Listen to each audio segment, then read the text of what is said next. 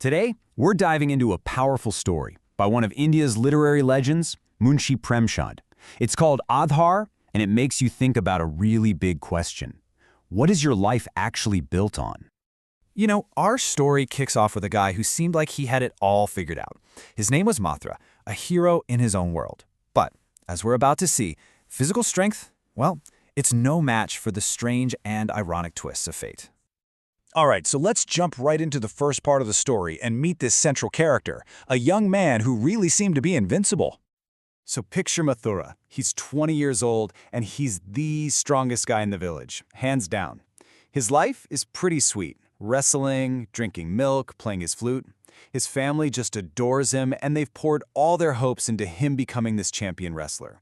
And all that special treatment, it's gone to his head a little bit. He's got this touch of arrogance, this feeling that maybe the normal rules just don't apply to him. But then a huge problem literally wanders into town. A rogue bull shows up and just starts wreaking havoc. It's trampling crops, attacking animals. The whole village is in an uproar.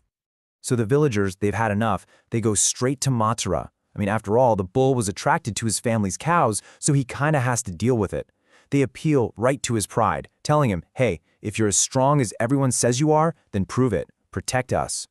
And of course, Mathura accepts the challenge. What happens next is this absolutely epic chase. We're talking hours under a blistering hot sun. His feet are bleeding, his clothes are torn, but he just does not give up. It's this incredible test of stamina, pushing both man and beast to their breaking points, right until he corners the bull at the river. And there, at the riverbank, he wins. Mathura beats the bull so badly that it finally gives up and retreats into the water, and he hits it so hard his own stick shatters. He's done it. He's the hero. His strength saved the day. So in this moment of total victory, he's completely exhausted, just unbelievably thirsty. And he does the most natural thing in the world. He kneels down by the river to drink. But he doesn't just take a few sips, he drinks a massive amount of that sun-baked water, trying to satisfy this incredible thirst. And this is where the story just flips on its head. The strongest man in the village, the guy who just beat a terrifying beast, he collapses. He dies, right there, all alone. Not from some heroic wound, but from drinking too much hot water too fast. In the end, his incredible strength meant nothing against one simple, fatal mistake. So Mathura's story is over, but believe it or not, the main story is just getting started. Now we're going to shift our focus to what happens next, and to the life of his young widow, Anupa. A month goes by. For the village, life is pretty much back to normal.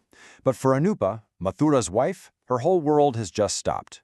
Everything. Her identity, her future, it was all built around her husband. And now, he's gone. And this is the question that just echoes in her mind. With the pillar of her life completely gone, what is she supposed to do now? What possible foundation is there for her to build a life on? And that question right there brings us to the title of the story, Adhar. It's a word that means foundation or support, the very basis of existence.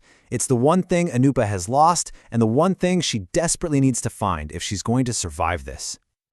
So right at this low point, just as her family is about to send her away to remarry, something completely unexpected happens. An offer is made that will change her life forever. In this moment of pure desperation, her mother-in-law, who doesn't want to lose her, makes this just shocking proposal. She asks Anupa to stay and raise her youngest son, a 5-year-old boy named Vasudev. And here's the catch. She promises that when he's old enough, he will become Anupa's husband. And what does Anupa do? She accepts. In this really strange promise, she finds her new Adhar, her new foundation. This duty, this purpose, it becomes her reason to live. She pours every ounce of her energy and love into raising Vasudev, not as a future husband, but truly as a son. And just like that, 13 years fly by. For over a decade, this has been Anupa's entire world. She's nurtured him, protected him, and dedicated her whole life to shaping him into a good man. Now Vasudev is all grown up. And under Anupa's care, he's become the spitting image of his brother Mathura. Strong, handsome, capable. So the time has finally come. The promise made all those years ago is about to be fulfilled. And the family starts preparing for the engagement. But here's the thing. Over those 13 years, something deep inside Anupa has changed. A new conflict has been building, a clash between the duty she agreed to and the love that has actually grown in her heart. And this really breaks down her journey perfectly. Think about it. 13 years ago, her foundation was based on duty to a future husband, but today her foundation is built on pure maternal devotion to the son she raised. She once thought she needed a man to live for, but what she discovered was a much deeper purpose in living in service to someone else. So on the day of the engagement, she does something incredible. She refuses. She stands up and declares she will not go through with it. She simply cannot see the boy she raised with her own hands as her husband. The love she has for him isn't a wife's love, it's a mother's. Anupa redefines her purpose one final time. She decides to continue her life of service, promising that just as she raised Vasudev, she will now help raise his children. She has finally found a foundation that can never be broken, one that doesn't depend on another person, but on a purpose built from pure, selfless love. And that's what this story leaves us with. It's a powerful question to think about, right? What is the strongest foundation for a life? Is it the roles and duties society gives us? Or is it something we build ourselves, from the inside out, through real, selfless devotion? If this story gave you something to think about, please make sure to like, share, and subscribe. Follow us for more explainers that dive into amazing narratives just like this one. Thanks for tuning in.